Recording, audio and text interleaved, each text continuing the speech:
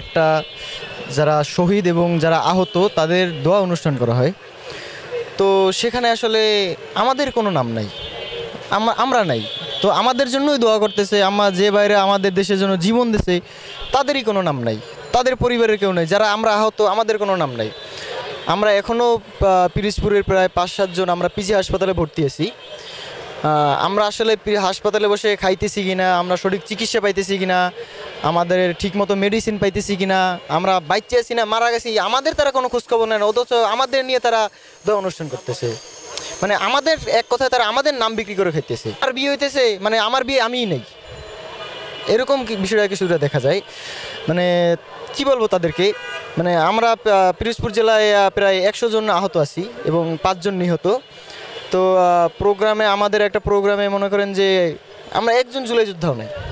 মানে এটা কোন ধরনের, তারা প্রোগ্রাম করবে, তারা মাহফিল করবে, তারা আলাদাভাবে প্রোগ্রাম করবে, আলাদাভাবে দোয়া অনুষ্ঠান করবে, তারা আমাদেরকে নাম দেবে।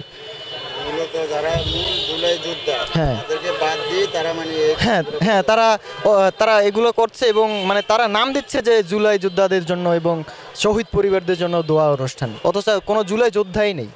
একটা পেটে লাগে আর একটা রানে লাগে, ব্লাস্ট হয়ে যায়। তো পেটে লাগার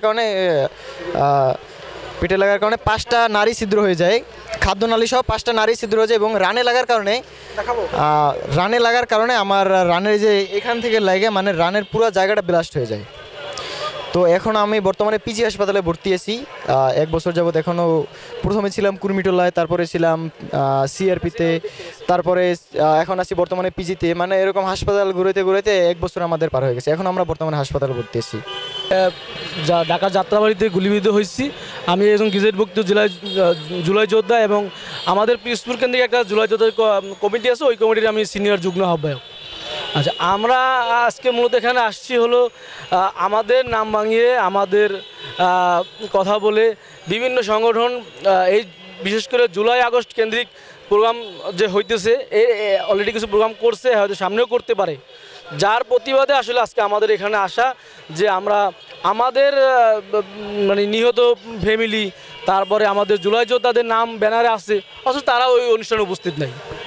দেখতে পাচ্ছি, আমরা জানি যে এটা শুধুমাত্র পিরোজপুরে না, এটা পুরো বাংলাদেশে হচ্ছে এবং ঝালকাঠি বলেন, আমাদের পার্শ্ববর্তী যে জেলাগুলো আছে সেখানেও হয়েছে।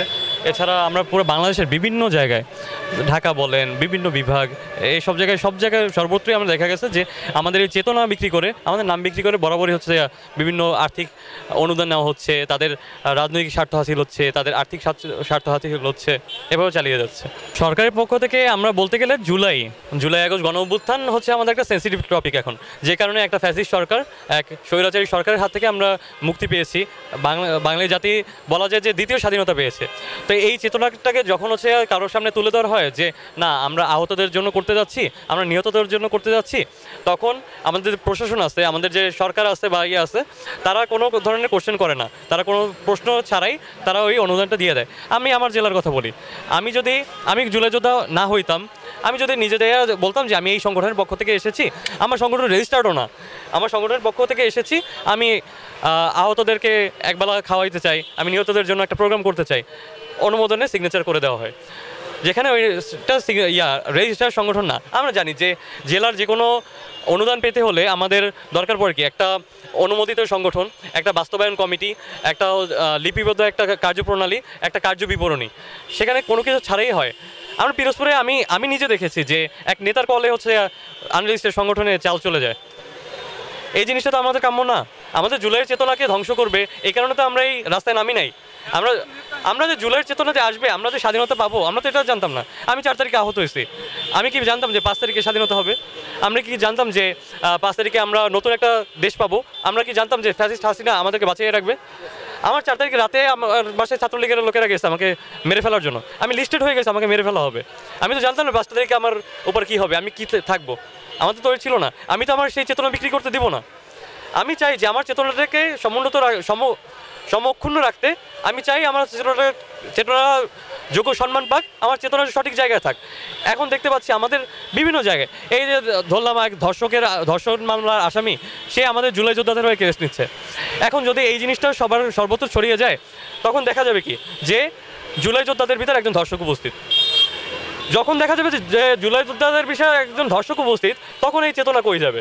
তখন তো মনে হবে যে না, জুলাই যোদ্ধারা ধর্ষক, জুলাই যোদ্ধারা অপকর্ম করে, তাই